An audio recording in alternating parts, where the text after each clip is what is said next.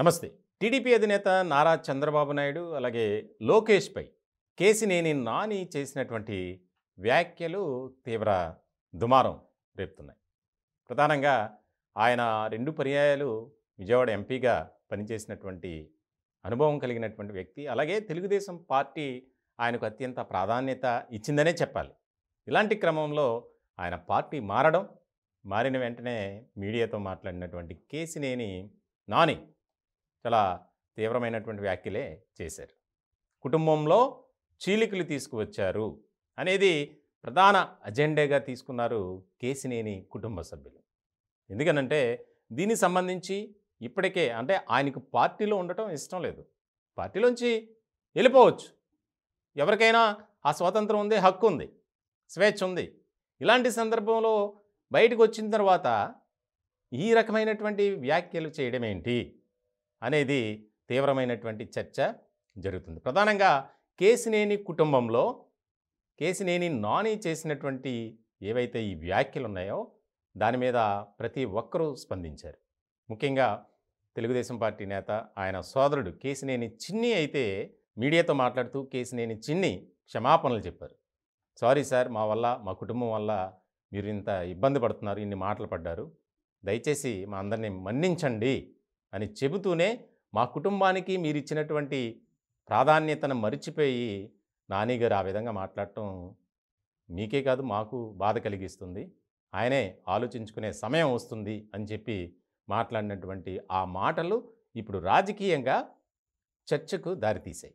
వాస్తవానికి 1999 నుంచే మా కుటుంబంలో వివాదాలు ఉన్నాయి. మరి అలా అనుకుంటే 2014లో అవకాశం ఇచ్చేవాళ్ళు కాదు, 2019లో రెండోసారి అవకాశం ఇచ్చేవాళ్ళు కాదు కదా.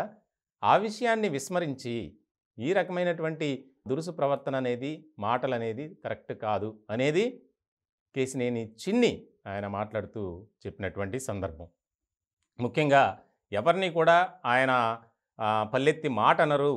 పార్టీలో ఉన్నటువంటి వారిని అందరినీ సమానంగానే చూస్తారు, అంటే వారి సామర్థ్యాన్ని బట్టి. ఇలాంటి సందర్భంలో ఆయనపై బురద జల్లే విధంగా మాట్లాడటం అనేది కరెక్ట్ కాదు.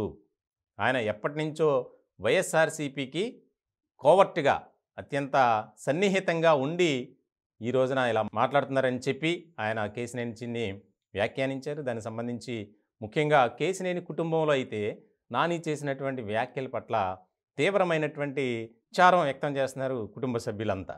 ప్రధానంగా పార్టీ మారొచ్చు, ఏ పార్టీకి ఆ పార్టీ ఒక విధి విధానాలు ఉంటాయి.